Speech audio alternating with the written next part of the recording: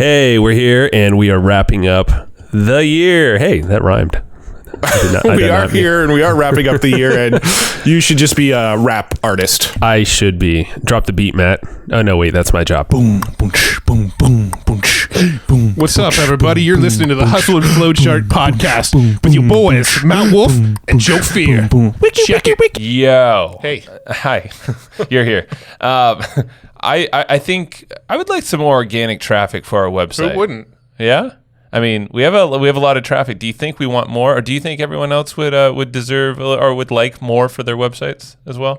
Can we do it for free? Is this a rhetorical question? Yes, it's a rhetorical question. Dang, right? Yeah, well, I want to know if I can do it for free. Well, you can now. Why is that, Mr. Matt? Because if you go over to hrefs.com/AWT, they have a new cool tool. Well, it's a cool tool. Yeah. Called Hrefs Webmaster Tools, and it's over at hrefs.com/AWT, and it does a lot of the same stuff that the full-fledged Hrefs does, but it's a free version. So they basically made this tool, Webmaster Tools. It's hrefs.com/AWT. It's going to monitor your SEO health of your website, so you can make sure, hey, are there any issues I should be looking at? And it basically scans your site. There's like over 100 typical SEO issues that would like flag Google and all the search engines. Well, it's going to tell you what's wrong with your site, so you know exactly, and actually the advice on how to fix those things. That's pretty dang important. SEO still is our number one new traffic driver for our websites.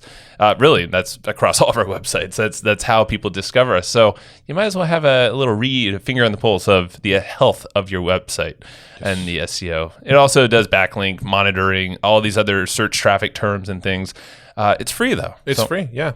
Monitor your SEO health, backlinks, and keywords for free over at hrefs.com/AWT. That rhymed. So let's give context to what the heck we're doing here, Matt. Maybe you kick it off. Yeah, so if you haven't realized, the last few episodes that we've done on Hustle and Flowchart have either been me or Joe, or the one earlier this week where it wasn't me or Joe. We actually brought in some other guests to kind of fill in for us. And it's not that we're just kind of like giving up and throwing in the towel at the end of the year. Why would we do that? No, we had planned on going hard all the way through the end of the year, but I think, the universe had other ideas for us. Dang right. Yeah. So, the last week I've definitely been quarantined to my house with, I haven't been confirmed COVID, but definitely got it. Yeah. But wife did, and, kid, and yeah, it's definitely, I mean, this is the surge. At least we're in SoCal, so it's like it kind of is rampant everywhere. And yeah, so Christmas kind of sucked because didn't really get to see anybody, but it was fun. I mean, it's all good, but it's definitely for me at least, it's been a forced slowdown, and I think that's a good thing. Yeah. But yeah, that's why. I spent a couple nights leading up to Christmas sleeping in this office that I'm currently recording in, because I'd been around you and you'd been exposed to COVID, and I did get a test the day before Christmas, and the test came back negative. So I did go and spend Christmas with the family, and then 2 days after Christmas, I started to feel like crap, and I never got tested again. But I've just been kind of laying low and staying at home and self-quarantining and kind of assuming that I've got a mild case of the vid. But it's a tricky little bastard, this vid. At least it has been for me. I don't know. It's weird, but we don't need to go there now. But it's just no. It's very elusive. But needless to say, we're not in our recording studio. So if the sound quality is a little different than normal, it's because I'm at home, Joe's at his home. We're recording over Riverside for this one. Joe's hair in the lighting that he's in looks like he's got bleach tips. I know. I looked at it. I'm like, I have really horrible lighting in my garage. I haven't decked it out yet, but I'm like, wow, it looks like a really white hair, or I don't know. I have bedhead galore. Let's just say I've been in sweats for the last week, and it. Oh boy. Yeah, it's luxurious, but I think like subconsciously it screws in my head for some reason. It just makes me feel lazy when I'm wearing a lot of sweats.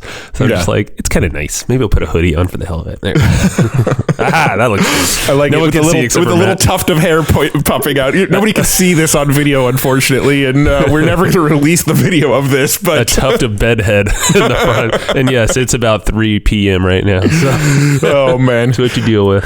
Well, anyway, so let's talk about what our plan is for this episode. So for this one, we kind of wanted to do a recap of 2021 and then look ahead at 2022 and talk about what our big plans, our big goals, our big mission for 2022 is. And if you followed along to Hustle and Flowchart for any time now, our last episode of the year, every single year has been this style of episode where we kind of reflect on the year and then we look into the next year, and anybody who's listening can kind of get some insights into where we're taking the show, where we're taking our business, how what we're doing is going to benefit you, and then also a little bit of a reflection of like the wins and losses and good shit and bad shit that happened in the last year. So that's kind of our agenda for this episode, and hopefully we've mostly speaking to you, hopefully we've got the energy to get through this one. I think we can make it. We can do it. I just took some caffeinated tea and have another coffee next to me, so I'm prepared. Let's do this. Nice. It's been a hell of a year. I mean, it's obviously been one of these crazier years again where it's just a lot of external circumstances have affected a lot of us, but I think we've done the best we can. There have been a lot of changes in our business over the last year. To say the least. To say the least. It's probably been spurred on from some external stuff, but also it's stuff that, we've talked about in previous episodes, but just motivations have changed. And I think we've finally achieved the flowchart phase of our lives. Me speaking for myself, there was a lot of hustle, throughout the years, and now thinking of our, the title of this whole podcast, and anyway, the name of it, I'm like, let's lean into the flowchart side of things, and I think that's opened up actually some really cool things in our lives and business and partnerships and cool new things for 2022 and beyond that are super exciting. I would even say you can drop the chart, right? Like we just want to move into the flow now, right? Like we just flow is all we need. Yeah, we don't need a chart. Screw it. Everybody calls it hustle and flow anyway. Everybody refers to it as hustle and flow, but I'm sure there's like a trademark there or something. So right. Yeah, we don't want to mess with that. So we added the chart just to be different, but we're finding our flow. So we're finding our flow. I think we found our flow a bit in 2021, and we're even going to go further into the flow. And if you've been paying attention, you probably realize that we see the flow is kind of in Web3. So we'll get there in a minute, but let's kind of start by recapping 2021 a little bit. And I think one of the biggest deals for us in 2021 was this was the first year that we broke out of my home office and set up an actual recording studio. That was kind of how we kicked off the year. Was we did a little hunt. We looked at a few different office spaces. I think like the second or third place we looked at, we're like, this is it. We found it. Let's go. Yeah. And we built our recording studio, and that was kind of a big deal for us for the first like Q1 of this year, was getting that studio all ready and dialed in. Yeah, no, the studio has been, it started off as like, well, let's be honest. I think we were searching for a place for us to meet up and brainstorm and whiteboard stuff and just really go deeper on some concepts and ideas. And we just happened to say, well, let's also record there too. Yeah. And deck it out for video, make it, easier to record higher production stuff, get out of your office, give you a place that you have your own home office. And it's been nice. We've learned a lot through having an external studio. That's for sure. There's like a lot more stuff you got to think about. Yeah. Well, it's not just rent anymore. Now we have to pay like another internet fee, and apparently like internet, they, rape you and charge you way more if you're a business than if you're a personal, like the internet that I pay for at home and the internet we pay for at the office, because it's a business, and literally the only difference between the internet is that's a business location and this is a home location. It's like 4 times the price for internet. We have electricity costs at the new place, which is not that big of a deal. We're not crazy with electricity, but there's a whole bunch of additional costs that we never saw happening.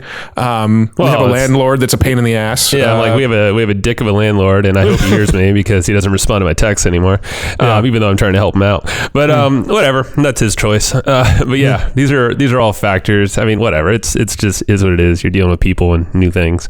But yeah, I think the space has been cool overall because it's expanded a lot of what we're doing, and I think it's allowed us to have tough conversations with each other, but also looking at our business and with others. I mean, we've obviously burned our business down in a lot of ways, not like burned it down, but like, we've unfortunately let go a lot of team members. I mean, there's a lot has happened in this phase. I don't think that was even on our flow, Matt.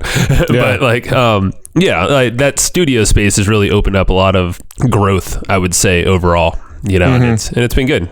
But we'll see where it goes. You know, next year it might look different, might not be there. It might be in another spot. We might do it more virtually, but have like a centralized, because I think there's like power in that, especially as partners, having communication consistently. I mean, not like all the time, like every day, but these deeper conversations, there's something cool, magical about that.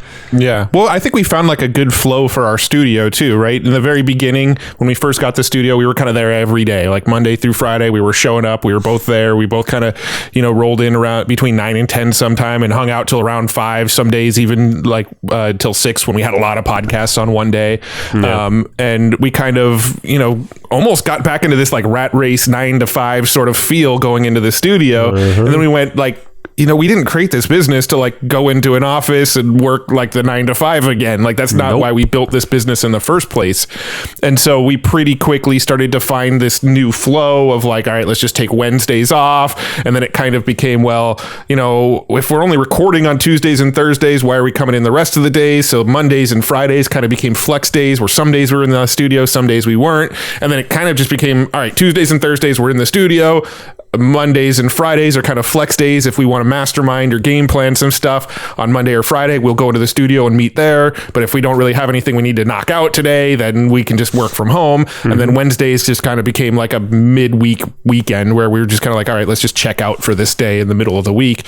And we kind of found this nice flow where it didn't feel like we were working this rat race 9 to 5 every day. We had a place where we can go and meet up and we can go and record, but there's no obligation to be there every day or at a certain time every day. And I think that flow, once we fell into it, was pretty nice because, you know, I like working from home some days and I like being in the studio away from, you know, all the crap that's going on at my house some days. Yeah. So I think it's healthy to do that. But yeah, I've definitely, because I was leaning a lot more to like, I need this focused space and it needs to be perfect. And it needs it because I don't like, it's pretty loud in my house. So I'm in the garage right now. But I'm on this nice new desk that Dan Ryan supplied. Thank you, Dan. Yeah, like I see myself like next year, I want to build out, I have a shed in my backyard that's going to become a home studio. That's going to be decked out. Like I have a plan and it's going to be good. So like, I'll have a nice home base that's quiet. It's going to be like a little home studio decked out with a better microphone and everything, video. But also, you know, the question is still like, hey, a centralized place. Maybe we have one. Maybe it's one of our future team members' house or some other. Look, don't open the bag yet. I know. Hey, well, I'm not saying too much. Not saying too much yet. But yeah, there's options. Yeah. So we'll see what 2022 looks like. Yeah. And, you know, along the same lines, we really put a lot of focus on video this year. Part of the reason we wanted to get that studio was we wanted to up our video game. So we got, you know, nice cameras. We got a Sony A6400 camera. We got nice new lighting. We got new microphones. We got our Rodecaster. We actually got that in, I think, 2020, but we got our Rodecaster mics in 2021. And we just like really started to deck out the studio. We actually got, towards the end of the year, we got a new PC so we can actually get better at live streaming using vMix. PC. That was a learning curve. Yeah. But I mean, once you get in the hang of vMix, it's just like, you know, it blows like OBS and some of the other streaming platforms away, right? Like compare vMix to like StreamYard, right? It's like there's no comparison, right? Or BeLive or one of those tools. It's just like another level, right? So definitely super techy. Cool. So yeah, if you go down that vein, just expect to like be very, I don't know, very technical, you know, whereas like BeLive and StreamYard, it's like, that's very user friendly. So yeah, that's vMix, the person who recommended it to us, was using it for ESPN, I believe. So yeah, and Microsoft. Well. Yeah. So, you know, it's somebody that is a high level producer, recommending using vMix. And so it's, you know, it's pro level. It's probably what they use for, you know, TV stations and stuff. So most people aren't going to need it. Let's just say that. It's definitely overkill, but, you know, sometimes we have fun with the overkill. But yeah, that was a big focus this year was really putting that focus on video. And that's going to be another big focus going into 2022. So we'll talk about that a little bit more in a minute. But I mean, video was a big piece this year. Yeah. YouTube, I think it's opening up a lot of things. It opened up our minds to like what is possible for being a creator or working with creators, leveraging the whole YouTube ecosystem. There's a lot of stuff we're still learning, but it's really rad because since we opened up our channel on hustleandflowchart.tv. You should go check it out. Subscribe. We're not on there this episode, but still subscribe. And but it's really cool. Like, we've had a lot of friends step up and help us. Rob from TubeBuddy, we've had him on, and Jacob, when he was on our team, he decked out a lot of stuff there. Tom Breeze, we've had him on the podcast. He's starting to help us out with some ads stuff. We recently had Daryl Eves on, who helped like Mr. Beast and a bunch of really, really big YouTubers.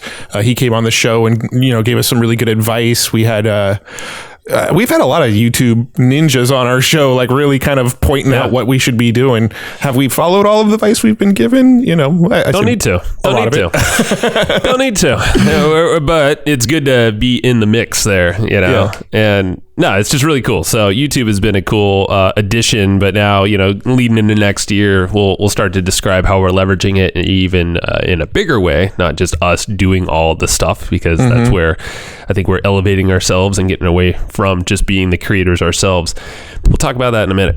But yeah, we had some legends on the podcast this year. We had a whole ton of them, and this is barely scratching the surface. I mean, like you didn't even put Daryl Eves on this list, but like that guy's a legend for a lot of people on YouTube and influencers we cross paths with online. Pat Flynn. I'll just rattle some names out. We got Pat Flynn, Rand Fishkin, Andre Chaperone, John Warlow, Ryan Lee, Guy Kawasaki, Bob Berg, BJ Fogg, Robert Cialdini. Robert freaking Cialdini. Bob Cialdini. Bob Cialdini. Oh, yeah. We're on Bob level with him now. Dr. Robert Cialdini, yes. Joel Comm, legend, and Brian Dawkins and Gino Wickman. I mean, these are all people that it's really cool because like these are people that we've all looked at for guidance over the years in some respect. Pat Flynn, all the way back from when we were starting blogging, and now he's big into YouTube. We've been buddies with him for a long time, been in masterminds with him. Met him up at TNC earlier this year. He gave us a little switch pod, one of his things. Like, that was rad. Rand Fishkin, I mean, the guy's like a legend in the startup space. And, Sparkio. No, not Sparkio. What's it called? Sparktoro. Yeah. Sparkio. But I mean, originally SEO Moz, right? SEO Moz, yes. I mean, Andre Chaperone. Sorry. I'm going ahead. Andre Chaperone, autoresponder madness, email freaking master, legend in the email marketing world. John Warlow, Built to Sell. Super, prolific author that's been around everywhere. So, and great podcaster as well. Ryan Lee, he's been in internet marketing and e-com and all this stuff for a long time, and is just a big thinker and super fun, like in everything he does. And he's one we followed for I don't know how many years now. Yeah, man. In the marketing space. It's just crazy. I think with the podcast, we almost kind of, it's almost like once we started having guys like Gino Wickman and Bob Cialdini and BJ Fogg and Guy Kawasaki, to me, and this might come off a little arrogant, and hopefully it doesn't, but to me, it was almost like we kind of had our moon landing. It was kind of like, all right, well, we've reached the top. Where do we go from here with some of our guests? It's like we've gotten, like, if you look at our Dream 100, it's completely different Dream 100 now than it was when we first started, because like we kind of got most of the people we were going after. It was like we sort of reached that top of the mountain, the level of guests we'd always wanted to get, the type of show we imagined 5 years ago. We'd kind of reached it. We're there. Like we got to the point where it felt like there was no guest that we probably couldn't get at this point, It's true. Yeah, and I don't know if there's some psychological thing that that happened where, it was around that time.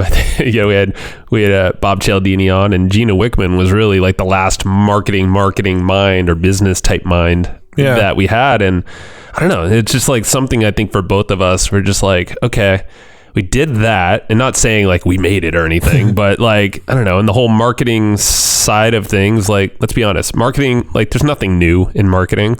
Like, Robert Cialdini, the guy's been writing about influence for over 30 years. And you have, Bob Berg's been around for a long time. I mean, there's all these names, like we're all just iterating off of existing principles that have come before. And it's like, I think now you and I have seen this, and, we're like, okay, cool. That related to something we learned over here. And it's like, all right, well, these are great principles, but it's almost like, all right, we've been to the source material now, right? So we've been to the source material. So it's like, it felt like almost any guest that we'd get from this point on was somebody that just sort of iterated and was sort of derivative of somebody else that we've already had on, right? Like anybody that's out there talking about psychology and influence right now is probably fairly derivative work of what Robert Cialdini put out. Anybody that's out there talking about, productivity and like habits and stuff like that, it's probably derivative work of what BJ Fogg has put out, right? Yeah. Anybody that's out there talking about creating systems for your business and like really dialing in stuff so it's on autopilot, they're probably creating fairly derivative work of what Michael Gerber put out, right? So it's kind of like, making a sort of Web3 crypto reference. It's kind of like we've interviewed all the layer ones now, and anybody that we'd interview from this point on is kind of a layer 2 that's bolted on top of a layer 1, right? So it's like, yeah, and if that doesn't make sense, just stick with us for future episodes. You'll learn.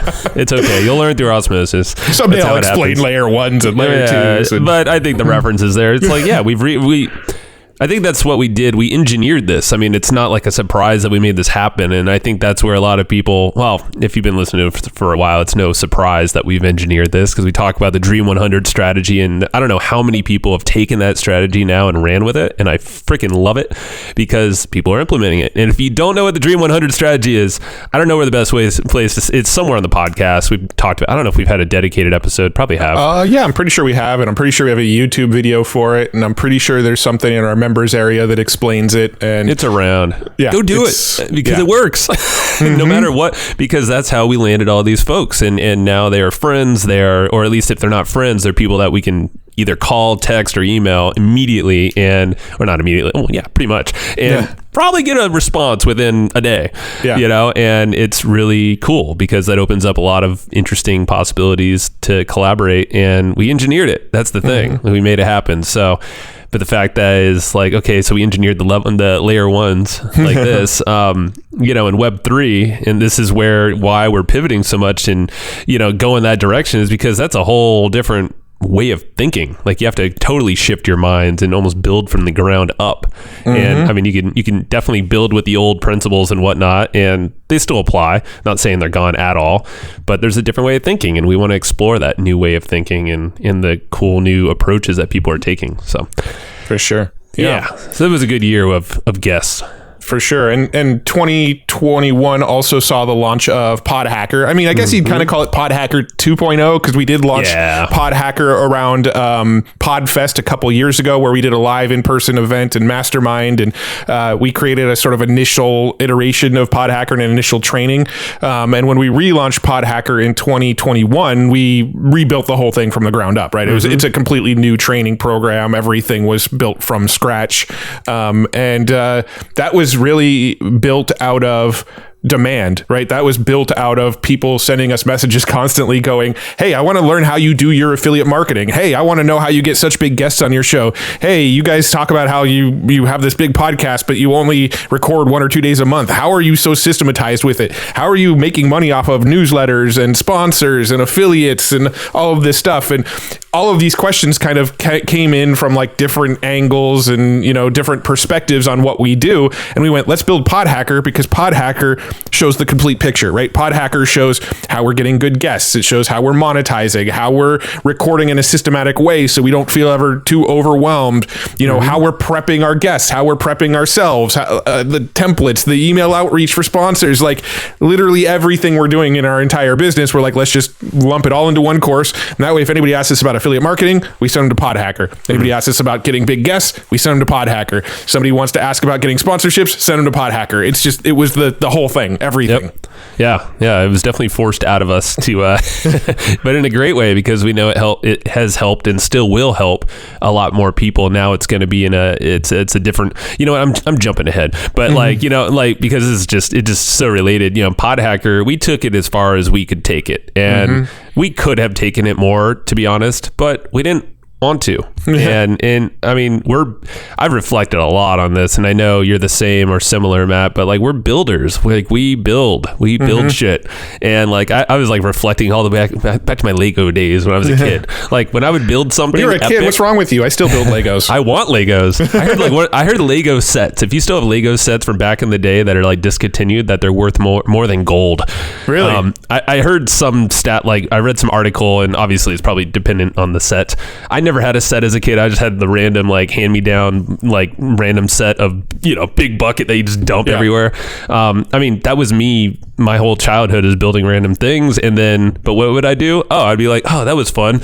Blast, like tear it down and destroy it. Like I didn't like put it on a shelf or reflect on, oh, I'm an amazing architect. Like, no, I had my fun building and then I moved on to the next thing. And I feel like that's like, I've been reflecting a lot on that shit. I'm like, that's exactly what we do with PodHacker. It's what we do with a lot of things. And I think that's why we move so fast, because we're builders. Yeah. But we were smart with PodHacker on this time around. Found a good partner, but we didn't just turn it off, right? Like we've done that in the past with other projects where we just went, okay, we're done with this, turn it off, right? So with PodHacker, we're like, no, this can continue on with a life without us, and actually we're still going to be involved, we'll be in there but it can continue on without us being involved in the day-to-day running it, and that's one of the things that we did with that. I'm going to mention the EGP letter thing too, because that's very, very relevant. We sort of wrapped that up as well, right? So we've been running that for 5 years now, where we put out a new issue every month. There's a couple month gap in there where we didn't put out issues because we were kind of retooling and refiguring the model.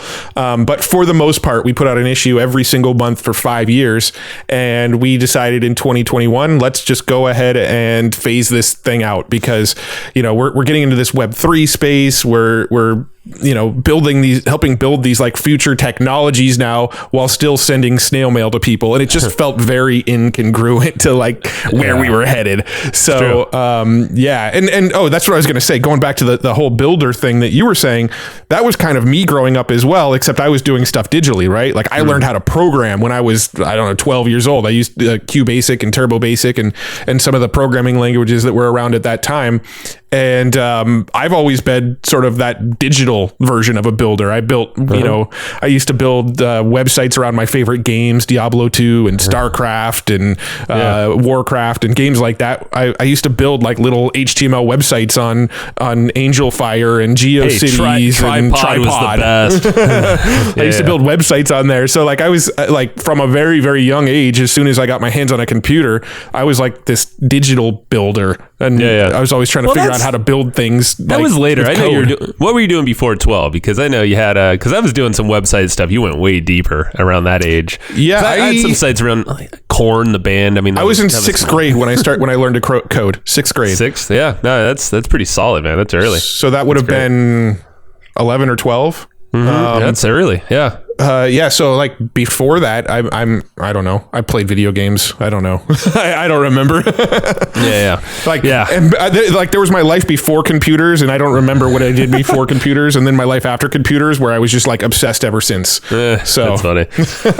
I mean, the building thing is interesting, and it's, there's a lot of folks like us that just build, and are more equipped in business to do the building in the startup phase of things. But it's I think what we've learned is, if it's a project that we feel like still has life, or it's a thing that fits in the ecosystem.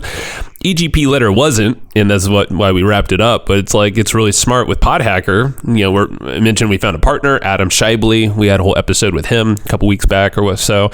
I mean, he is like the man to run with it because he coaches people. He loves getting in there in the mix every single week with people, doing community stuff and growing it that way and being fun. And it's just like, it's fun to be around someone like that, but that's just not us to do it. But I would say we're like, yep, Adam's our boy. Adam's our guy. And he also, I just learned last night on Instagram that he used to freaking lift he used to wear kilts back in the day and lift these massive poles and do strongman contests. I'm like, what the what? If you haven't seen it, Matt, go check it out.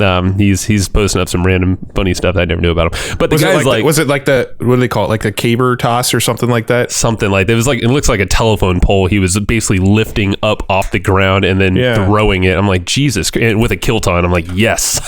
I'm like, that's why I was like, respect, bro. That's impressive. Yeah, I think it's called a caber toss. Yeah, caber, Caber toss. Is it? Yeah. Yeah, it's must be a Scottish thing or something. Yeah, they basically fling telephone poles essentially. Fling them. No big deal. Yeah. So the dude, he's got a crazy personality, and it's just great with growing, but also maintaining something that's like this. So PodHacker, in terms of the building, we're like, oh, hold on. We can't just burn this shit down because that's doing a disservice to what we built, but also everyone that's in there, and also what can become of this, because podcasting there's a massive need for it. So that's why, okay, Adam is going to take that and run it. We're going to kind of work with them on the side, advise on, on the marketing side of stuff and what we are best equipped for, but have him actually do more of the day-to-day stuff. But the EGP letter, after 5 years of basically publishing that almost nonstop, minus that little gap, it didn't feel like it fit into the new direction. And, there were a lot of things that were just kind of like, okay, increase of cost, difficult to scale. Yes, people love it. Sorry that we had to cancel it for you folks that loved receiving it. But at the end of the day, it's just like, well, it wasn't serving where we're going, and that's about that.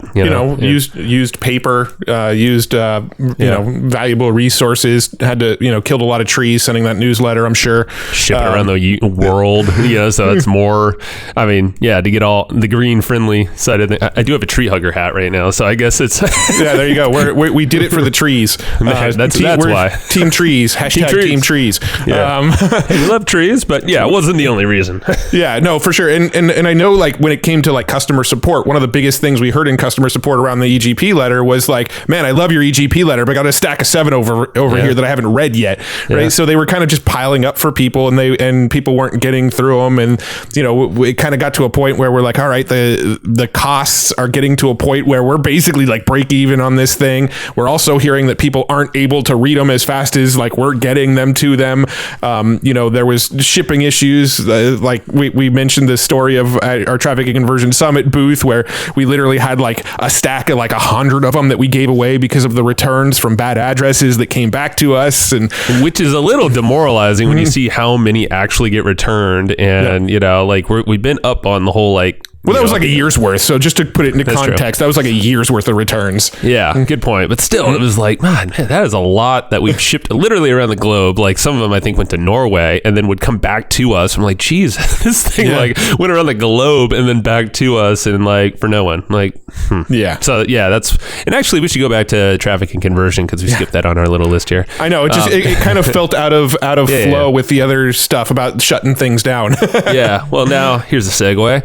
But yeah. We did a whole episode on this. This was back in September, I think, that we did this, and that feels like ages ago. I know, that feels like 2 years ago. We were at Traffic Conversion, but it was really like 3 months ago or something. Yeah. Like we did it our way there. We did it our way. Hey, copyright.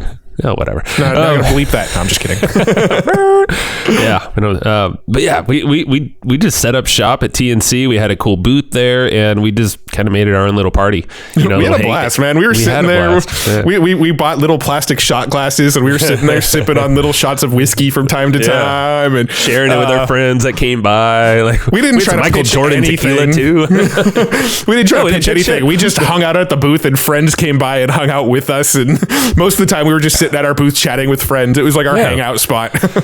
But I think that's we talked about in that episode. So if you're curious of like our strategy and our mindset within running a booth in one of the biggest conferences of our industry, or the biggest, go check it out. That was back in September, because it's just really cool, because we basically knew, okay, if we set up shop in the middle of a high traffic area and just kind of hang out, the right people are going to find us. Like we don't need to go seek out and be the types that are like, hey, come over here, go better. Like who cares, man? Just leave some open space, and the right things will fill it. Yeah, and that's exactly what happened. You can go see our pictures on Instagram of all the people that floated through our booth, and we were impressed with the people that floated by our booth. So. At least in our space, like we're pumped. It's a lot of the guests that we've had, a lot of mentors and people that we become friends with over the years. So it's rad. For sure. Yeah. So, we had I do want to kind of pivot into where we're going for 2022 soon, so we can kind of these last few things kind of talk about real quick, because it is a big part of our future now. We had Gary Henderson on. He opened our eyes to the concept of NFTs, gave us a little sneak peek of, creator coins and that sort of thing. And then a few months later, we brought on Joel Comm, who like really deep dove with us on NFTs. So if you haven't listened to that episode yet, definitely go back and listen to the Joel Comm episode, because he gives like a real good explanation and deep dive of why NFTs are so powerful, and, why they're I don't want to say the next big thing, but that just sounds so stupid and cliche. Yeah, it does. Stop that, Matt. But basically, throughout the course of these conversations, we kind of rediscovered our love for, Web3 and crypto and some of the rabbit holes we were really going deep on back in 2017. These kind of brought them back to the surface for us, and we started to get really excited about that area of the online world again. Yeah. No, it's Joel Comm, that was, what month was that? That had to have been like 4 months ago, maybe 3 months ago. Probably 3 or 4 months ago. I don't know anymore. Time is so weird to me now. I have no idea. Well, that's the thing in this whole space. But yeah, Gary Henderson and Joel Comm definitely were some catalysts, at least from our show, and we had some other catalysts outside of the show that really got us interested big time into the space, because we're like, okay, hold on, like if we ignore this too long, NFTs for one, I remember seeing Ryan Dice post something on Twitter, I think in like December of 2020, talking about NFTs. And I think that's when like people started to really talk more about it. And I think Dice definitely knew about them probably before they were mainstream, because he was like, oh man, everyone's talking about NFTs now. And I remember being like, maybe I should pay attention. And should have, because that's like right before the big massive boom of all these NFTs that happened. You could be an ape right now, March-ish. Or a punk. I know, seriously. So like I didn't discount it. I just didn't know what the heck he was talking about. And then there was this massive boom. But then when Joel Comm was on our podcast, when we had him on, whatever month that was, he was like, in this whole, there's a whole graph called the diffusion of innovation. And you can Google that and kind of look at, you have the innovators, you have the early adopters, and you have the early majority, late majority, and then the laggards. It's kind of like how everything is distributed. And when we had Joel Comm on the podcast, he said that was like right when we were entering the early adopter phase. Yeah. And we're like, okay, we're still early, but we missed the whole like boom that, a lot of people are just buying these punks and apes and all this stuff, and no one knew what it was going to do in value. But, we kind of like, I don't want to say we missed that, but we definitely missed the cheapness of it. Well, the crypto kitties, I think, are credited as like the first kind of like art NFT, right? That sort of got everything going. And I actually remember hearing about CryptoKitties back when CryptoKitties was happening, but didn't really dig in. I had no clue what it was. I'm like, I think it's a game or something. I don't know. I just kind of ignored it back then. But I wish I paid attention to CryptoKitties, because that was sort of a catalyst for a whole hell of a lot of other craziness that happened afterwards. But just to close the loop here, Joel was on in September. He was episode 414 in September. That's good to know. Yeah. I guess each of us could have looked that up. We are at our computers. Okay. So I mean, it just shows you a little reference, and I like that whole. I've been watching Nick Peterson's. He has Nick Smith's. He just wrapped up today, but we've had Nick Peterson on the podcast. Brilliant dude. I think we're gonna have him back. I haven't asked him yet, but I will. I was trying to get him over. You need to wrap this thing up first, but because he's doing crypto stuff too, so it's relevant. But he's one of the smartest guys, and he talked about this whole diffusion of innovation thing, and it like clicked. I was like, oh shit, okay, because it fits along lines of anything, new ideas that are distributed out into the world, but it's like so relevant with what Joel Comm brought up on the episode and how you communicate ideas. And we even caught ourselves with our podcast kind of going a little further out with what we were describing, went too deep, probably too quickly. So, just for the sake of all y'all listening, we kind of, all right, bring it on back a little bit more and know that we're talking to a lot of early adopters. I feel like most of the people listening to us who've stuck with our show for a long time, you are an early adopter in most things, tech, marketing, and just cool shit that you want to explore. But so we shouldn't be talking as to the innovators, because that's almost talking backwards with a lot of detail, and obviously not to the late adopters either. So I don't know. All this stuff is like put in perspective in what Joel Comm said with NFTs. It's like, if we're in the early adopter phase, and that means that there is a lot of life for NFTs, and they're going to develop in ways that we never could have imagined how they're developing. And, we've had some charts that showed like how these things have developed from like profile picture NFTs, like buying JPEGs. And now, music is becoming a bigger thing. There's all these utilities that you could put behind. Remember, Gary Henderson talked about, creator coins and how that can pair up with NFTs and what he's doing there to grow a freaking massive community that has value behind it too in so many ways, and people earning off of that too. So it's like, it's just crazy time, and then you have metaverse stuff coming up and games and blah, blah, blah. And you see it in mainstream now, but that was not the case even when we had Joel Comm on, Yeah. So that just shows you how fast it is starting to diffuse. And the circles that we've been running in lately that kind of talk about crypto and stuff. I mean, it's a running joke that like 2 weeks ago is the equivalent of like 2 months ago in this space, or like a month ago is the equivalent of like a year ago. It feels that way. It's kind of a running joke because everything just moves so fast. Like what's popular today and what's making news in this world today is going to be completely different than what's making news 1 week from today. It's just going to feel like a different world a week from now. It's like stuff is moving that fast in this world. And I think that's what makes it so exciting and appealing. But I also think that's why so many people are scared of it too. Well, you had the conversation with some family recently at Christmas, and you were kind of getting. It's really cool to get perspective from people outside of our space. Yeah. Because it is scary to a lot of folks, and that's why there is that whole diffusion of innovation too, because people have different risk tolerances, ages, different things that they have going on in life, but. Yeah, it's definitely the Wild West right now where, I've talked about getting scammed a couple times over the years in crypto. It's going to continue to happen in a lot of ways, just not to me. Knock on wood. But yeah, it's wild. So, in our Discord, I'm going to shout out our Discord because we haven't yet. But go join our Discord at hustleandflowchart.com/Discord. And that'll get you in the know with the people that are there to help shore up your knowledge as well. Not just us, but a whole bunch of knowledgeable people in there. And if you're listening, there's a bunch of y'all that have been super supportive in there for everybody. Thank you. Keep doing it. And invite your friends. Tell everybody about it because we got some plans in 2022. Yeah, you guys. And we are going to be doing some tokenization of our community and stuff like that. And early adopters of our community are going to get rewarded. So let's just leave it at that. The people that are kind of in there and active, they're going to reap some benefits in the future. And I think the ones that are active are aware that it'll come back around for them. So for sure. Yeah. We're not forgetting about you at all. But it's a process. But all this to say is that things are moving so fast. It is the Wild West. It's rampant with scams and things. And if you read the headlines, like I see on CNN, like, so much billions of dollars have been taken from crypto people. It's like, it's going to scare off some people, but that just means educate yourself, and that's what we've done in the last, 4 months, 5 months or whatever is like went down the rabbit hole.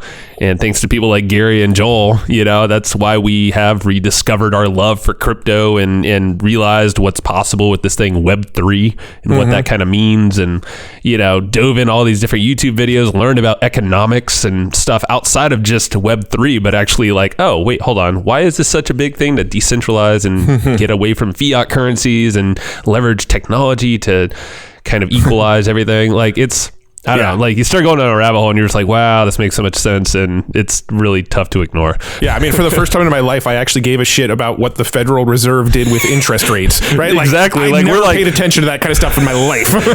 It's true. Like when it happened the other week when, it might have changed, it did not change, but next year probably will. It will. We're like refreshing. We're like, okay, it's 11 o'clock. They're supposed to announce this. What's the Federal Reserve talking about today? Like I would have never done that ever in my life. And then politics too. I mean, like not like left or right, but just like policy and like, hey, what's good for society? I mean, that's why there's populism right now, is because a lot of people are trying to figure this shit out, and like because they don't really. That's why I think it's like an interesting. Everything is coming to a head right now in terms of society, but with politics and money and. Obviously, you have stuff like COVID going around, so that's like shaking stuff up for people professionally and personally. So I don't know. It's just it's a crazy time. Yeah. But I think that's why it feels like time is just going like. Yeah. Well, in the last couple months of 2021, obviously we made some huge pivots. We did that whole episode about burning the ships. Definitely go listen to that if you haven't, because it kind of talks a lot about the pivots that we made. But we got connected with a YouTube channel called Lad City, who's already established in the sort of crypto space. They had over 10,000 subscribers, and we partnered up with them and put some of our Hustle and Flowchart content on their channel. And most likely in 2022, we'll still be collaborating with them and putting more content on their channel and working closely with them. But what really came out of that was some rekindling some old relationships. That almost sounds a little weird, but we rediscovered some old relationships. One of our old buddies who goes by the name of Crypto Buffalo, but we actually go way back with him. We were kind of following along to his online journey, I don't know, 8-9 years ago, something like that. Are you going to dox him? No, I didn't. I will let him do that are himself. you going to? Yeah. Okay.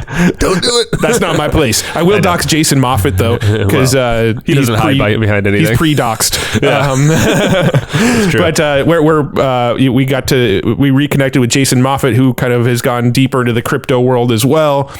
Also keeping one foot in the affiliate world, which is kind of the two worlds that we're keeping both our feet in, is affiliate world, crypto world.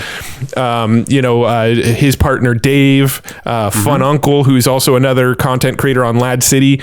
We kind of came together and created this core 6 to basically freaking roll into 2022 and hit it hard. So that's kind of where we're at right now, pivoting into 2022. And I think we should kind of shift into talking about what's to come now. Let's do it. So 2022. I mean, I think 2021 was like a re-engineering and reimagining of what's possible for us. And I think it started off with the office space and doing these long conversations and using a volcano and all these other things. That what? What are we talking about? But let's just say our minds were opened in new ways, and new people stepped up to kind of guide us to new things that that we weren't aware of. And some of these guys that you're talking about, are a lot of them that are doing that. Have done that, and we decided, okay, so how about in 2022 we actually freaking team up, because the Web3 space is so conducive and like very collaborative in a way that where business is collaborative, but at the same time it's like collaborative in the sense of like, hey, can you promote my stuff for me? Or like buy my mentorship and I'll coach you or whatever. It's like, this one, Web3, we're like, okay, how do we collaborate with our connections, with our knowledge, with our alpha, and like the due diligence we're doing, what we're seeing, and how can you help me get this, and let's invest. It's just like a lot of really cool, I don't know, it's just interesting. So we're like, why don't we make this kind of a thing that works together, and we can help others in the space with our marketing skills, with our business background, as the guys you mentioned are basically marketers, but also tapped into crypto. So we're like, all right, let's create a collective of marketers, of like media professionals and producers and investors as well, and create something called Hard Fork Media. Hard Fork Media. It's going to be forking awesome. Yeah. So, I mean, the fork puns that come out of Hard Fork Media are like reason alone to build this company, because it's just going to be fork and epic, and we're going to have a lot of fork and fun, and we're going to own the forking world with this new forking company. Yeah. So this forking thing is that's really our thing. So we're like, we've chatted with a lot of folks, and shout out to some folks who have been listening to our podcast as well, and reached out to us and said, I followed you for a long time and would love to help you out and serve you through connections or resources, whatever is kind of blind to us, because it is a new space for us. But we're like, man, marketing is the issue. Everyone's saying like, hey, marketing help is needed in this space. And we're like, okay, well, we have like at least 6 of us, and then a lot of others around us that are also seeing this and have different skill sets. So we're like, why don't we all team up, make Hard Fork Media, and help out a lot of these projects that are coming up in the Web3 space, and also help creators and these influencers that are already in the connection, in this like web of connections that we have collectively. And let's help all of these sides, and investors, because there's a lot of like VCs that there's just a lot of money out there that doesn't know this crypto space, because they're not in it as deep as us. They don't have the connections. They're not getting past all the interesting, first news alpha, like any basically the stuff that is not mainstream, that's kind of getting passed through us multiple times a day. Kind of, it is. It's like endless. There's a stream, and we're like, crap, okay, we need to package this up and actually like help all parties, not only us, but like help creators, help investors, and help these people launching projects to really do it right for them. Yeah, and I feel like we kind of teased out where we're going in a recent episode when I kind of gave people the call to action to, if you have marketing skills, kind of pay attention to Web3, because a lot of the people in Web3 and crypto, they've got, dev talent, they've got artist talent, they've even got capital, but they don't have marketing. Marketing is still one of the gaps in the Web3 world. And so that was us kind of hinting like, this is what we're seeing, and this is probably where we're going to go. And I actually kind of wrote up a sort of quick outline that I think fairly accurately describes what we're doing with Hard Fork Media. So I'm going to kind of read it, and then we can riff off it a little bit, because I don't know. Cool. I feel good about the explanation. Do it. So Hard Fork Media will be representing creators as agents to help them lock down sponsorship deals and long-term partnerships with projects in the Web3 crypto space. So at Hard Fork Media, we're going to be working with YouTubers and podcasters who are specifically operating in the Web3 space. So companies that are doing, crypto stuff, NFTs, DeFi, metaverse, play to earn gaming, those types of things that kind of fall under that Web3 umbrella. And so, as we mentioned in that previous episode, the biggest struggle with Web3 right now is marketing. And they've got everything they need. They don't have the marketing. So Hard Fork Media is designed to fill that gap. So those that are developing amazing projects in this space, they're going to be able to partner with us, and we'll help them market their projects. We'll turn around and leverage our network of content creators to help spread the word. So that's kind of like the grand idea of what Hard Fork Media is. We're kind of, we have a quiver. Is that the right word? A quiver full of content creators? Yeah, we do. Right? Yeah, I like that. We have a nice quiver full of content creators. And then we know a lot of these people that are building in Web3. We're just going to go, hey, you should know you. Right. And then, as a thanks for us making sure you know you, like, can we get a little piece of the action? At the end of the day, that's what it is. We're the connectors. I mean, this is the whole thing, like we've always been, and we're just like, we kind of... Yeah, I think we're big brain. We joke about this, like, man, we're big brain in this thing. Big brain in it. Big brain in, because that's... I mean, this is another result of us volcanoing in the office, is this, you and I going down the rabbit hole and thinking, like, mapping out what would be the most ideal position to play in this Web3 space. And, this is pre us learning that marketing was the real issue, or is the issue right now. And it will continue to be for a bit, I would imagine, because there's a lot more people entering this space and not really knowing how to navigate it, or knowing the influencers to leverage for shout outs, or which companies are going to dish out sponsorships for those creators. I mean, it's very interesting, but yeah, we mapped out this whole thing, and then all of a sudden we're like, oh, and then the right people fell into place. It was like literally like the next day after we did this huge whiteboard map out of like, insane. Oh, we want to be the hub. Like, we just want to be kind of in between all the action, and there's a lot of ways to monetize from that, but like, and it's all done in a win-win-win-win-win-win. I mean, win exponential, I would say, because it's like, and this is where it's just so interesting in this crypto space, because it's like, I wouldn't call it play money, but it's definitely money that's not like, I don't know, it's just different. People treat it differently than, like, say, dollars. Like, I don't know. It's a lot more collaborative currency. It's so weird to say, because it's like, it's hard to describe, but magical internet money. Yeah, but no, it's tough to, it's just interesting. So positioning ourselves, and I think this is where it's interesting for anyone marketing who is interested in working in this space, is like, think about how to play with this magic internet money.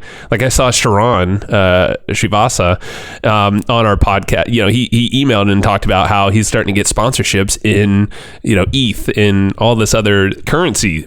On in blockchain, or cryptocurrency, and he's like, wow, this is insane, because people are they're paying more, and it's less of a sell, because people are literally sitting on profits. They're able to earn a lot quicker with this. So we're like, okay, so why don't we help people earn more through the projects and also get a piece? And it's very easy to position ourselves as value and then monetize in a ton of ways.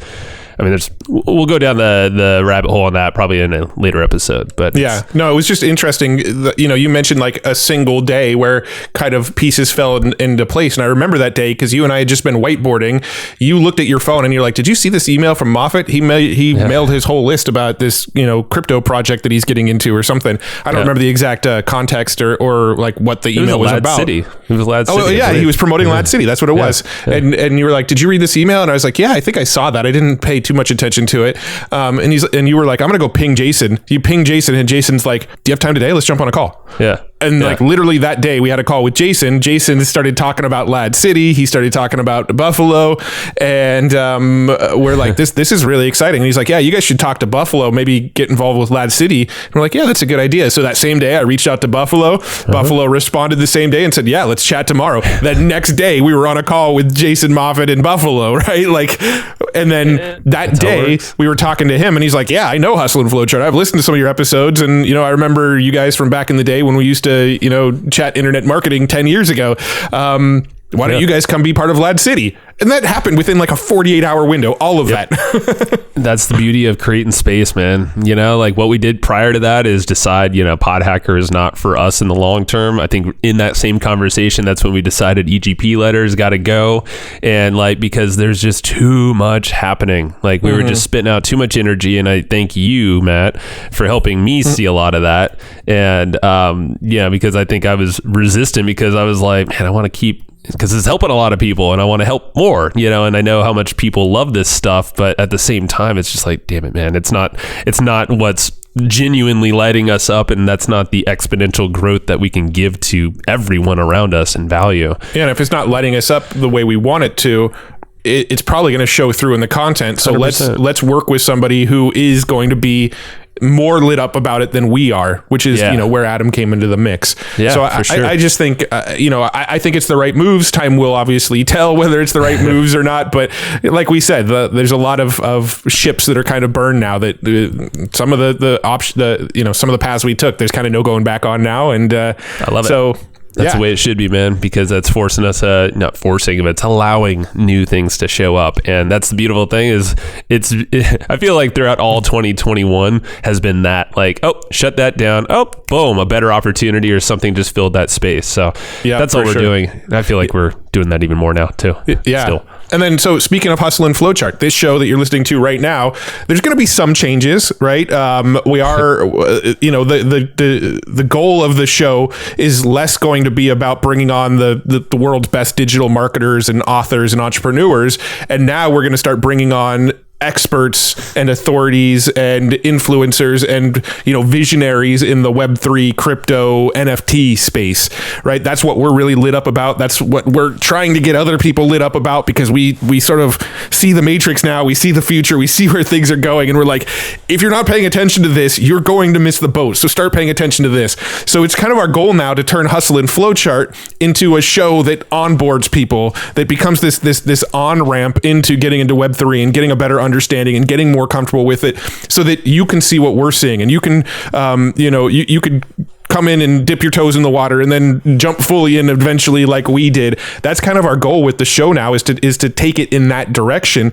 We may back it off to one episode a week for a little bit, starting in February. We haven't really decided whether we're going to keep our 2 a week or 1 a week release schedule, but we are going to keep going with Hustle and Flowchart, and Hustle and Flowchart is going to now live on Hard Fork Media. So there's going to be a little bit of a change with the YouTube channel. The YouTube channel is actually going to get rebranded as the Hard Fork Media channel, and Hustle and Flowchart is going to be one of the shows that lives on Hard Fork Media, along with a handful of other shows. Now, there's also going to be other shows underneath Hard Fork Media that live on their own channels, and then there's going to be some shows that live on the main Hard Fork Media channel. But Hard Fork Media is becoming a larger media brand with more shows underneath the network. And Hustle and Flowchart is just going to be one of the shows on the network. We're essentially trying to build the Barstool Sports of the Web3 space. That's what we're trying to build here. And this is something that we've been scheming on, like a network concept, for years now. We had this conversation probably 2-3 years ago with some mentors of ours, and won't name names and all that. But like we throw it around podcast network, media network. We've talked about YouTube creator network and doing pooled sponsorships and stuff like that, which was actually very similar, because we actually mapped out this whole approach in the non-Web3 world originally, before talking to all of the team members that are on Hard Fork with us. That's the crazy thing. So I felt like that was pretty big brain stuff back then, but we still felt, we're like, it's still not lighting us up enough and not exponentially valuable enough to everyone to go all in on it. And then that's when Web3 showed up, and then a cool crew to collaborate with. And then we're like, hold up, we have this model that we were scheming up. what do you think of this? And everybody's like, holy shit.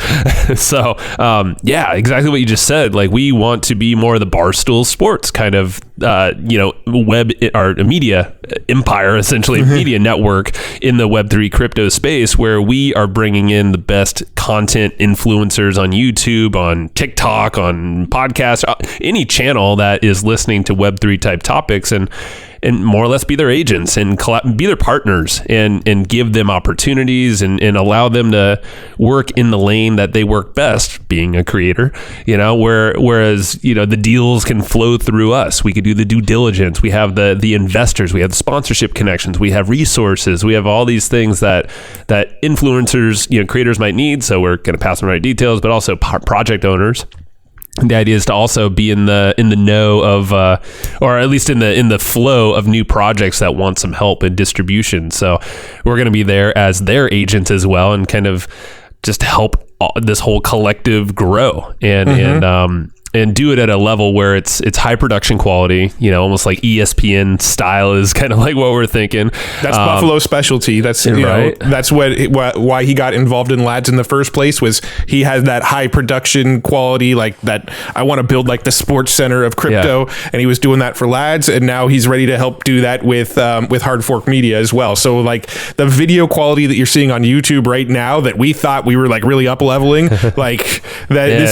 This is our new foundation baseline. Like, you haven't seen up leveling yet. No. So this content network, it's going to develop, and we probably don't even know all of what it will become yet. But the beautiful thing is that we have a pretty cool outline and framework that doesn't seem to be really done right now in this crypto space.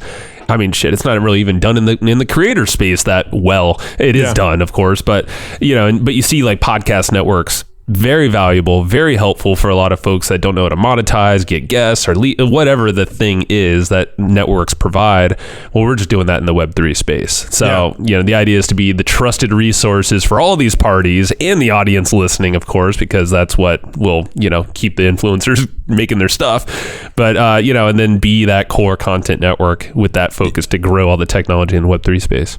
Yeah, well, it also allows us to like do really sweet like pooled deals too, right? Like, we can go after a sponsor in the Web3 space, and a sponsor doesn't really care about us on YouTube when we say, hey, look, Hustle Flowchart has 1,200 subscribers. Do you want to sponsor us? Like, they're like, come back to us when you're like 10 times the size, right? Yeah, but now what we get to do is we've got a network, and I'm not going to name any channels yet, that they'll come out later, but we've already partnered with some content creators on YouTube, and we've got like over 100,000 subscribers combined across all of these shows now. So now we can go to sponsors and say, hey, do you want to sponsor our network? We will get you across these 100,000 subscribers across these 5 channels. And so we can go do those pool deals, and we can do partnerships. We can go to companies and say, hey, let's do an equity deal where we get a percentage, an allocation of tokens from your company that you're creating. We get an allocation of these tokens, and we'll spread these tokens across all of these content creators. And now all these content creators have skin in the game. They have some allocation, and they have a reason to go out there and really kind of promote this product, because now they're a holder of it. They're technically an investor in this project now. So it allows us to put together some really, really sweet pooled deals where all ships rise together. And I do want to actually say that if there's anybody listening that has a content outlet, a YouTube channel, a TikTok channel, a Twitter following that's in the Web3 space, reach out to us. We want to talk to you, because we are going to be partnering with a lot more brands in the future and bringing them some sweet deals like what we're talking about here. Right. Yeah. I mean, all the parties, you'll see it develop on this show, as we get into the new year here. So I want to go back really fast as you're talking about Hard Fork here. To January? Yeah. I want to go back to like what's going to happen with Hustle and Flowchart going into 2022. So this is the last episode of the year, right, Matt? This is the last episode. This would be it. Yeah. Okay. I guess there's not that many days left in the year. So starting in the beginning of the year, you're going to hear about a month's worth of the greatest hits bits of Hustle and Flowchart, and this was actually a really cool suggestion. From Greg Merrill's. Greg Merrill's Studio One design. And I just want to say, we do want to finish our website. Sorry for dragging our feet. The design is basically done, but he's still waiting on like a few bits of copy from us. And I know Greg listens to the show, and we really, really appreciate you. And thanks for being patient with us. The site looks freaking phenomenal. As you know, we're just kind of in this transition and trying to figure things out, but we do love you, and we do love the website that you built, and we will get back on track soon. So thanks, Greg. Thank you, Greg. And I can't wait to share this website with everyone because it looks amazing. It's just not developed yet, but we'll get there quickly because we have some people waiting to basically develop it for us. And Studio One Design. If you're looking for a new website design, go talk to Greg. He will take care of you. Yeah, and I want to have that thing in his portfolio, our website, because I think it's going to stand out. So go check him out. But yeah, Greg basically suggests, hey, instead of because we're basically going to say, hey, in January we really want to take some time to think about the business and collaborate with the folks that we're working with, the core Hard Fork team, but also figure out just all the different pieces that are playing with this and do it right and not rush it, but hit it hard. Right. And kind of like, hey, let's release the content a little bit, the requirement from us to keep creating new episodes on this schedule. And Greg was like, why don't you release like the best ofs and kind of revisit some of these heavy hitting episodes and people that we brought on and, have another listen through them, because like he was saying, and it's totally true because we've done it too, is like you listen to it's just like reading a book.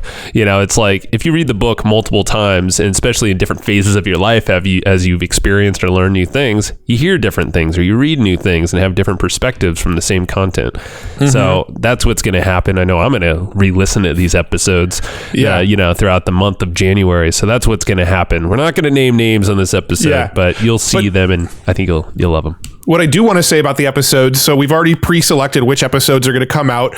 I'm fairly certain they're going to be the one. I might swap one or two of them, but for the most part, these are episodes that I think gave us the biggest perspective shifts over the last few years. These aren't necessarily the like, here's what's working in Facebook ads or here's what you should do in SEO episodes. These are the ones that we had our life before this interview and our mentality and our thinking after this interview. These are the ones that fundamentally changed our perspectives on things, right? Like these are the ones that pointed us in the direction of where we are now, right? So episodes about how we approach money and how we think about money, episodes about where things are going in the future, episodes about how to connect with some of the greatest minds on the planet and how to build amazing networks. These are the episodes that massive perspective shifts, just like timeless. We didn't see things different. We saw things differently after recording these episodes with these guests. So these are going to be some really, really, really impactful episodes. And I think after listening to this series of 8 episodes that we're going to re-release, you'll actually kind of get a feel for like, okay, cool. I actually see the progression of the thinking of these guys in real time here. Yeah. Yeah. You can see where things are going, and maybe it even relates to something that you've done. If you've subscribed and followed along for so long, if you're not subscribed by now, come on. You've hung out with this episode. Just hit that button. Wherever you're at, hit that button. You know how to hit it. So, but you're going to probably relate to some of this stuff in your own journey. I know a lot of folks in our Discord have followed along with what we're doing, and, they've evolved in different ways, and I'm sure this is going to be interesting to go revisit and be like, oh yeah, I missed that, or like, oh man, that was the thing that really set this off, and then maybe it opens up a whole new paradigm shift. That's the idea. And I know there were so many in these, so it's a hard hitting month in the beginning of the year in January 2022, and in February, once that wraps up, we're going to get back into some brand new content from us and some friends of ours we're bringing on. And like you were saying, it's either going to be weekly or twice a week, but we're going to dig into more of the Web3 and the fundamentals, but also like interviewing just amazing people to highlight their own perspectives of this space, what's coming, maybe some cool projects that you should be aware about, tools. And there will be other creators on the channel as well. So the channel is going to rebrand over time as the Hard Fork Media YouTube channel, and Hustle and Flowchart will be a show on Hard Fork Media. And there will be a couple new shows also on the Hard Fork Media channel, as well as Hard Fork Media sort of sister channels, I guess you could call them. I don't know. Yeah. Brother and sister channels. Yeah, partner channels. I don't know. Something I wanted to say as well is we've received a lot of messages and emails from a lot of friends friends, mentors, and like people you've even had on this podcast, a lot of folks reach out questioning like what we're doing, or not questioning, but like just kind of questioning, just like wondering like, hey, so where are you guys headed with this thing and all that, and it's pretty cool because I think a lot of folks are kind of looking at what we're doing in a way to like see where things are going. Puck is going. And but like we just kind of like dove into it, so it's almost like this big experiment. So it's kind of fun to be the voices and reporters of this space, and yeah, because I know there's a lot of people that are interested, a lot of big marketers, business folks that we've had on that they just might not be equipped to do a whole pivot like we just did in our doing.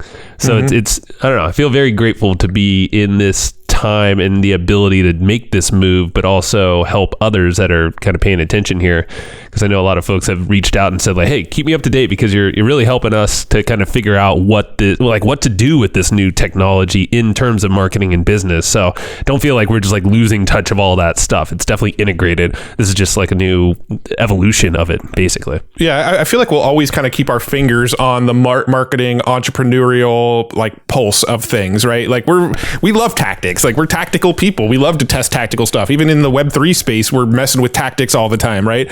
So strategies. Yeah, the whole gamut. It's right? a balance. But, and just speaking to what you're saying, like we're in a pretty high level mastermind with some just serious ballers in the marketing space. And I think when we sat down to the mastermind with them and told them our pivot for the first time, their first thoughts are like, oh, okay, you're going down that path. Yeah, all right, well, you guys do you, right? Like I think they're a little skeptical, but throughout that same mastermind meeting, throughout the course of the conversation, by the end of the mastermind, everybody was converted. Everybody was just like, you guys should be talking about this stuff. Like, holy crap, you guys, like, this is your path. You need to be talking about it. I think they heard how lit up we were about it. Also, how much we kind of grasped it, how we kind of put the pieces together about like, look, this is what it looks like now, but this is where it's going. And I think when we explained where it was going, this high level mastermind of marketers all kind of went, you guys need to go this path. Like this just makes the most sense for you guys. Yeah. So, I just want to add that. I think, it's been interesting to hear the response from people. And I think this response usually starts skeptical and then quickly pivots to like, holy crap, no, this is the way, after a very quick explanation of why we chose this path. And so, I'm excited about where we're going. And I do want to say one more thing before we wrap this up. I want to show some gratitude to two companies that have like supported the hell out of us for the last several years. So Ahrefs and Easy Webinar. Ahrefs has, they've been an amazing sponsor over the years. They're an SEO tool. It doesn't really make a whole lot of sense in the direction we're going for them as a sponsor, because the stuff we're going to be talking about is not going to be super relevant to SEO anymore and that sort of thing. So, they may sponsor us again. I'm not sure, but I'd say it's probably unlikely just based on the sort of directions and the divergence we're going. And then same thing with Easy Webinar. Easy Webinar has been our longest running sponsor. I think they started sponsoring us in year 1, and here we are, 5 years later, and they're still a sponsor. And this is the last episode that they're sponsoring of ours, but they've been an amazing sponsor, an amazing support for this podcast. And it's just been amazing working with those two companies over the last few years. So I want to shout them out. True. And all the other companies that have sponsored us over the years, it's been a really, really amazing journey. We're still going to have sponsors on this show. The sponsors are just probably going to be less, internet marketing product sponsors and more Web3 type product sponsors. Yeah. So, I just wanted to give that shout out before we wrap up this last episode where they're involved in it. Good call, man. Yeah. If it wasn't for the sponsors, I mean, it would put a lot more pressure on us to figure out our, transactional side of businesses, of all the stuff mainly that we wrapped up this year. So shout out to y'all, and also shout out to everyone listening. If you're still here with us, it means a lot that you're listening right now, but in general, like throughout the years of listening and subscribing and all that stuff and following around our crazy antics and these fast ones that we might pull on you. I mean, sometimes it feels like we're just like, it's just like, oh, we're going this way now. But like, it's so cool to see. Don't rug me, bro. Don't rug me. We're not. We would never. So like, I want to give a shout out to all the folks that have just stuck around. I mean, if you're here, thank you. And it just means so much because you have helped us fuel where we want to keep taking things, and it's just going to keep going. It's just going to be a more fun and fun. My words are diminishing at this point, but so is like my nasal, like everything's getting clogged right now. But just to wrap it up, I just want to give gratitude to everyone who's supported us, because there's a lot more fun stuff and valuable stuff and win-win opportunities, scenarios across the board. And there's no words to really put it in a nice magical box, little present for you. So all I'll ask, and this is my last ask, is just go join us on the Discord. Go hang out with us at hustleandflowchart.com/Discord. That is the place. Facebook, we're not on there. If you try to message me on Facebook, you probably won't get a response. I know that's your last ask, but I have one more ask on top of it, and that's to also follow us on Twitters. Oh, yes. That's so true. I'm at rwolf, MATTRWOLFE. Joe is at Joe Fier, JOEFIER. If you follow us on Twitter, we do curate a lot of stuff. Like whenever I find really cool news articles or tips or strategies or things like that, I'm constantly sharing them and curating them. And then every once in a while, I might have like a dumb thought of my own that I share as well. I have a lot of dumb thoughts, so go follow my dumb thoughts. No. Yes, same to what you said. And yeah, Twitter is just so much more fun, I feel like. But even Discord, Discord is rad. And even someone was saying this, there was a whole discussion in there just this week, was talking about it's so much different than Facebook.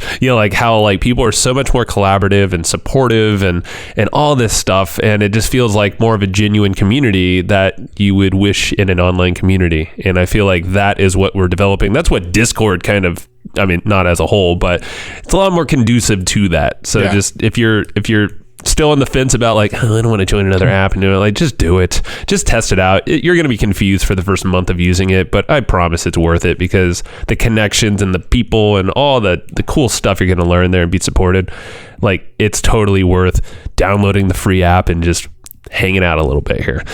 So hustleflowchart.com/Discord. You will not regret it. And, yes, sir. That is all of the asks that we have, I believe. Right, Matt? Yeah, that's a lot. Follow us on Discord, or join the Discord. Follow us on Twitter. That's pretty much the two places we hang out the most and we share the most. And I think in 2022, we're probably going to start doing some more Twitter Spaces type stuff. Maybe even dabble with some Clubhouse a little bit more. Do more of the live interactive discussions. So if you're following us on the Discords and the Twitters, then you'll know about that stuff when it happens. Dang right. And that's about it. So have a safe, healthy holiday, New Year celebration, whatever you end up doing. I'll probably still be in lockdown. Actually, I will be quarantine here, so that'll be fun. Are you doing anything for New Year's? Probably not. I don't think I have any plans for New Year's. I think we're just going to be hanging around the house, and I don't know. There's been a few New Year's now where I'm in bed by 10, so we'll see.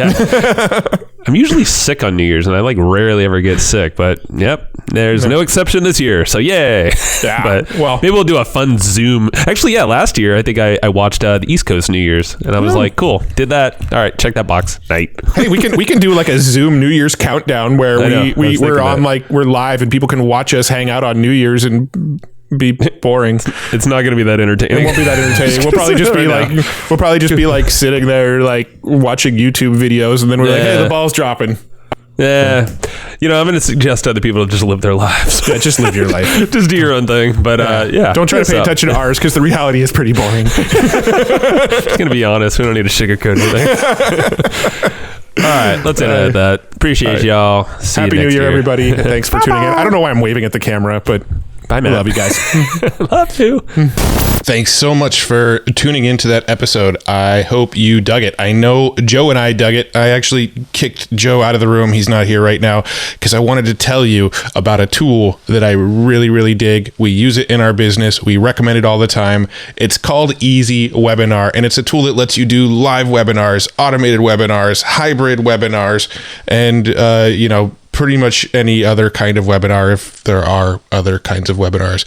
But anyway, this tool is kind of like your all-in-one, do-it-all tool for anything webinar related. It's Easy Webinar. It's put out by a dude named Casey Zeman. He's been on the podcast. If you haven't listened to that episode, it's a killer episode. He's a really smart dude, but his software is amazing. It does everything. It's, the title tells you exactly what it does. It's an easy webinar platform. And we use this in our business to run automated webinars all the time. We don't do a lot of live webinars these days. We like to do the kind of automated webinars where somebody can register and then they can either watch it like 15 minutes later or they can watch it the next day, but it's just kind of always running. And it's a system that helps us make autopilot sales off of our webinars. Super cool tool. If you haven't tried it yet, it's an amazing tool. And Casey is actually hooking you up. He said for listeners of Hustle and Flowchart, I can't believe he's doing this, but he said for listeners of the Hustle and Flowchart podcast, he's giving 25% off of the membership to use Easy Webinar. It's already super, super inexpensive for what it does and all the cool features it has, but he's hooking you up with 25% off because you're a listener of Hustle and Flowchart. Go to easywebinar.com/hustle. That's where you can get that 25% off discount. That's easywebinar.com/hustle. It's a awesome tool. You're going to dig it. So just go grab it. Check it out. easywebinar.com/hustle. See ya. No, not see ya. You'll hear me in the next show. I don't know how to close these things. Go get Easy Webinar. Talk to you later.